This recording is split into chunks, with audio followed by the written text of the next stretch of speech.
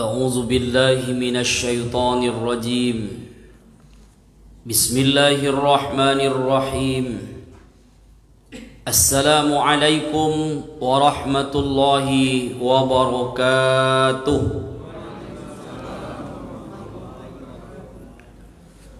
إن الحمد لله نحمده ونستعينه ونستغفره ونعوذ بالله من سرور أنفسنا ومن سيئات أعمالنا من يهد الله فلا مضل له ومن يضلله فلا هادي له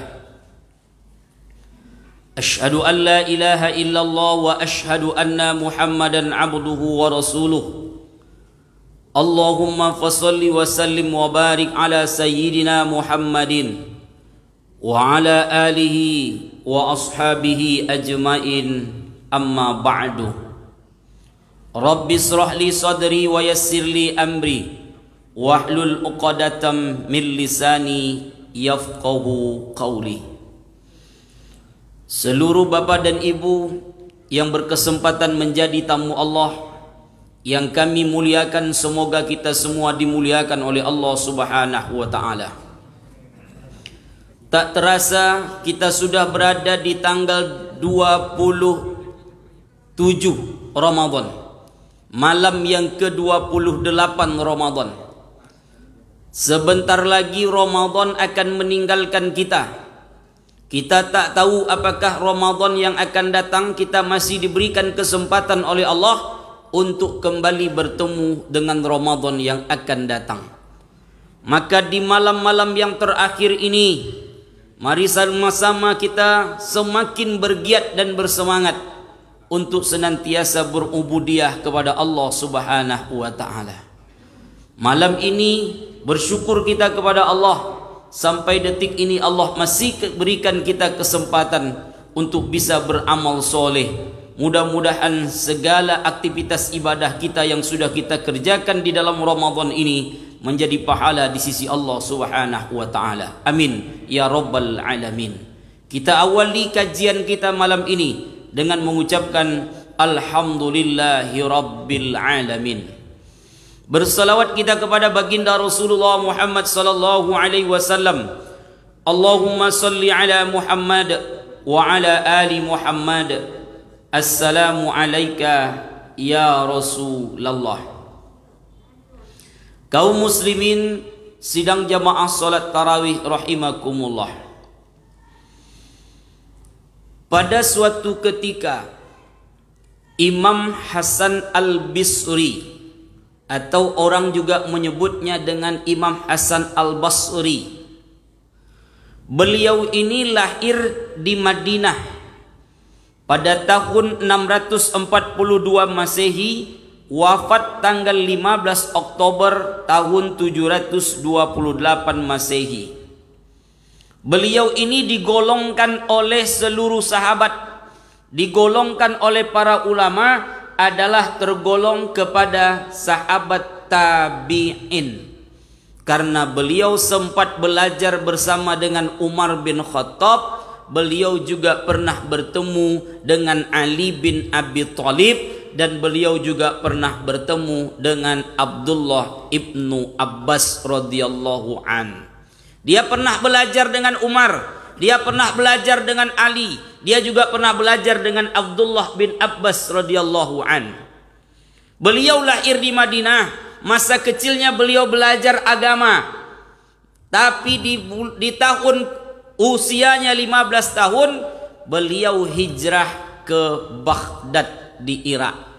Beliau tinggal di Basrah, maka diberilah gelar beliau ketika menjadi imam besar di kota Basrah, dipanggillah beliau Imam Hasan Al-Bisri.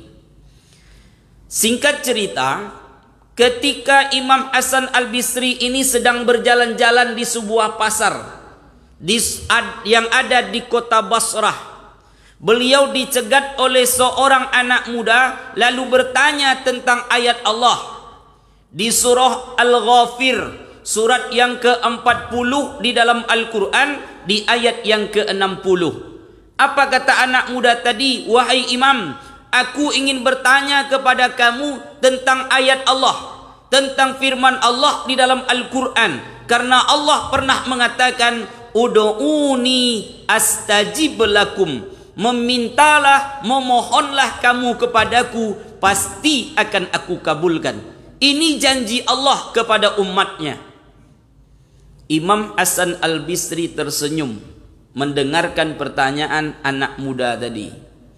Lalu Imam Hasan Al-Bisri kembali bertanya kepada anak muda tadi, apa yang engkau sampaikan itu betul? Kalau Allah yang berjanji mengatakan pasti, maka engkau tak usah ragu tentang janji Allah Subhanahu wa ta'ala.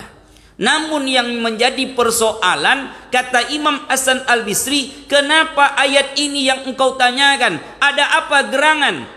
Maka dijawab oleh anak muda tadi, Imam, aku sudah setiap hari meminta, memohon kepada Allah Subhanahu wa ta'ala. Dari subuh sampai subuh lagi aku meminta, memohon kepada Allah. Pagi, siang, sore, malam, subuh aku memohon dan meminta kepada Allah. Tapi sampai detik ini permohonanku belum dikabulkan oleh Allah Subhanahu wa ta'ala.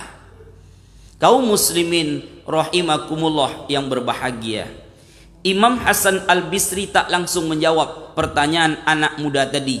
Dia lihat mulai dari ujung rambut sampai ke ujung kaki anak muda tadi. Lalu dengan tegas Imam Hasan Al-Bisri berkata, ditunjuknya hati di dada anak laki-laki tadi, hatimu mati.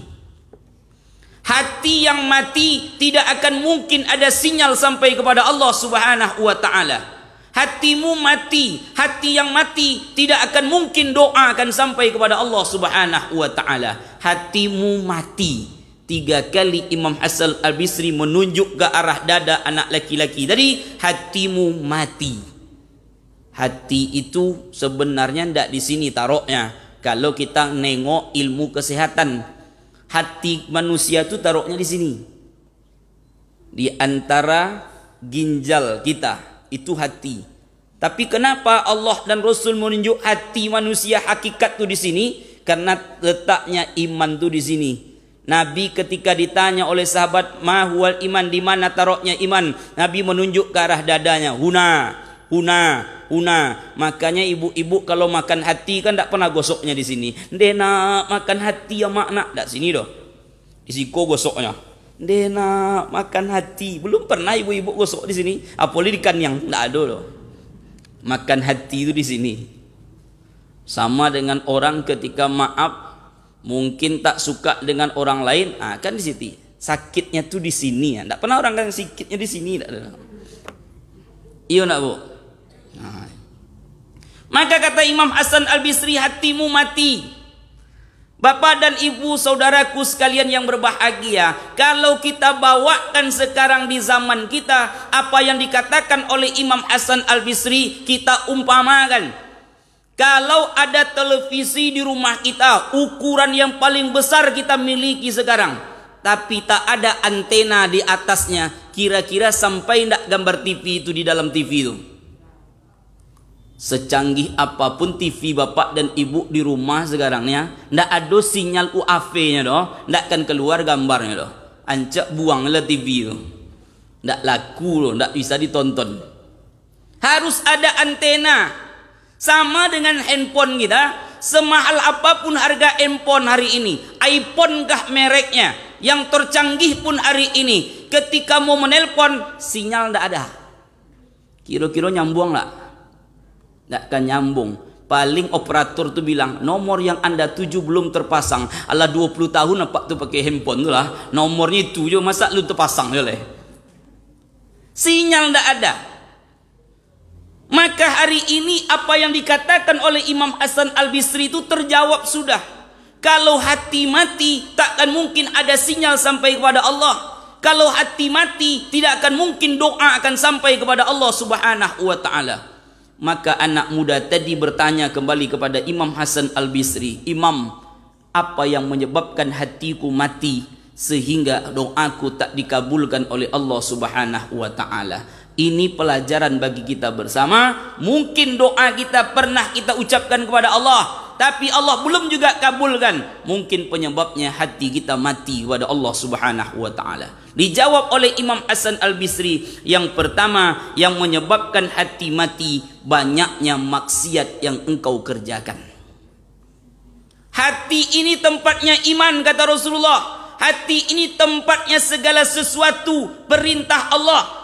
Maka kalau hati sedang kotor, hati sedang tak bersih, maka tidak akan mungkin sinyal kebaikan akan sampai di dalam hati ini. Apa yang menyebabkannya? Kemaksiatan. Apa saja kemaksiatan itu? Yang pertama, kesyirikan kepada Allah Subhanahu wa taala. Kita tidak tanggung-tanggung mengucapkan setiap solat, Iyyaka na'budu wa iyyaka nasta'in. Kepada engkau aku menyembah ya Allah, kepada engkau minta tolong. Tapi kenyataannya minta tolong ketika anak sakit ke dukun. Pak dukun, tolong ambo Pak dukun, anak ambo sakit lah 3 hari. Bawa kemari, kata dukun, diperiksakan yang ondeh angek. Ngapunyo dukun tak sapo, siapa menyapu ndak tahu lo doh. Dukun pun ndak tahu menyapu siapa. Dibaca mantra, diambil air, dibaca mantra, tang tak tak tung tang tak tak tung, tapu hapu mantra, diambil air, dimasukkan ke dalam kerongkongan, dikumur-kumurnya, disemburkan ke muka anak awak. Alhamdulillah, bukan sehat, bertambah penyakit cik lah. 3 hari dukun tak gosok gigi. Innalillah. Bentol-bentol wajah anak awak, pulang dari sampai dukun tu bukan sehat, bertambah penyakit cek lah, bentol-bentol. Padahal Rasulullah sudah mengatakan, sebagai makna Luqman pernah menyatakan kepada anaknya, ya bunayya, wahai anakku, la tusrik billah, jangan pernah engkau sekutukan Allah. Inna syirka la zulmun azim, sesungguhnya kesirikan itu dosa yang amat besar di sisi Allah. Salah satu yang menyebabkan hati mati, kesyirikan kepada Allah Subhanahu wa taala. Secanggih apapun kita berdoa hari ini, menangis pun kita berdoa hari ini, sebelum hati ini kita bersihkan, sebelum hati ini kembali suci, maka tidak akan pernah Allah kabulkan doa kita. Salah satu kesyirikan adalah mengakibatkan hati menjadi mati. Kaum muslimin rahimakumullah yang berbahagia. Kemaksiatan yang kedua yang mengakibatkan hati mati, kezaliman. Orang kita aniaya. Ketika hari ini ada orang yang kita gaji, maaf ini, kalau bapak hari ini mungkin sebagai toke di kedai, toke beras kah, toke gula kah, toke minyak kah. Ada orang yang bapak kerjakan sekarang 5, 4 atau 2. Tapi ketika giliran kita membayar gajinya tidak sesuai dengan apa yang dia kerjakan, zalim namanya. Maka kezaliman itu yang mematikan hati kita. Mungkin menurut kita, dia sebagai orang yang kita gaji, dia tak melawan. Tapi boleh jadi ketika malam selesai tahajud, dia berdoa, ya Allah, si fulan ya Allah sudah menzolimiku ya Allah, tak pantas dia memberikan gaji seperti itu kepadaku ya Allah. Maka di saat doanya dikabulkan oleh Allah, seperti apapun kita berdoa kepada Allah, Allah akan katakan, percuma engkau berdoa kepadaku, engkau sudah menzolimi saudaramu. Itulah yang mengakibatkan hati mati. Dan orang ketika hati mati, doa tidak akan dikabulkan oleh Allah Subhanahu wa taala. Kaum muslimin rahimakumullah yang berbahagia. Yang kedua, apa yang menyebabkan hati manusia mati? Kata Imam Hasan Al-Bisri, banyaknya engkau mengkonsumsi makanan yang haram. Allah Subhanahu wa taala berfirman di dalam surah Al-Baqarah ayat 172, ya ayyuhalladzina amanu kulu min thayyibat ma razaqnakum, wahai orang-orang yang beriman, kata Allah, makanlah dari rezeki yang aku berikan, halalan thayyibah, halal lagi baik. Maka hari ini ketika kita mengkonsumsi makanan yang tak halal, mengambil sesuatu yang bukan hak kita, maka dia akan menjadi darah daging. Itu yang kita bawa solat, Allahu Akbar, tak diterima oleh Allah solat kita. Itu yang kita bawa untuk membaca Al-Quran, Ini semuanya sudah mendarah daging. Karena apa? Setiap yang kita makan dari haram masuk menjadi darah kita, itu mengalir makanan yang haram tadi. Kalau kita tak bertaubat kepada Allah Subhanahu wa taala, sampai kapanpun doa kita takkan dikabulkan oleh Allah Subhanahu wa taala. Maka carilah makan yang halalan thayyibah, halal yang baik. Ini hak kita ambil, ini hak orang lain kasihkan. Jangan pernah mencampurkan antara yang hak dengan yang batil, yang halal dengan yang haram. Karena sudah dituntunkan oleh Allah dan Rasulullah sallallahu alaihi wasallam. Maka jauhkanlah memakan makanan yang haram agar doa kita dikabulkan oleh Allah Subhanahu wa taala. Kaum muslimin rahimakumullah yang berbahagia, ini tinggal 2 hari saja lagi. 10 malam terakhir Nabi selalu melaksanakan iktikaf. Nabi selalu bertafakur kepada Allah. Salah satu bentuk tafakur Rasulullah itu adalah beliau memperbanyak doa minta ampun kepada Allah Subhanahu wa taala. Allahumma innaka afuwun tuhibbul afwa fa'fu anni. Maka ya Allah, engkau yang maha pengampun, ampunkan dosaku ya Allah. Tapi kalau hati mati takkan diterima oleh Allah. Tak aku terima doamu, kata Allah. Banyak sekali yang mengakibatkan bahawa hatimu sudah mati. Maka mendengarkan kata Imam Hasan Al-Bisri ini, anak muda tadi berlari menangis sejadi-jadinya, dan dia bertaubat kepada Allah agar dia diterima doanya oleh Allah Subhanahu wa taala. Maka hari ini kalau ingin doa dikabulkan oleh Allah, jauhkanlah sifat kemaksiatan kepada Allah dan jauhkan memakan makanan yang haram agar doa dikabulkan oleh Allah Subhanahu wa taala. Fa'tabiru, hanya ini yang dapat disampaikan. Terima kasih atas segala perhatian. Mohon maaf atas segala kekurangan. Subhanaka Allahumma wa bihamdika asyhadu an la ilaha illa anta astaghfiruka wa atubu ilaik. Wassalamu alaikum warahmatullahi wabarakatuh.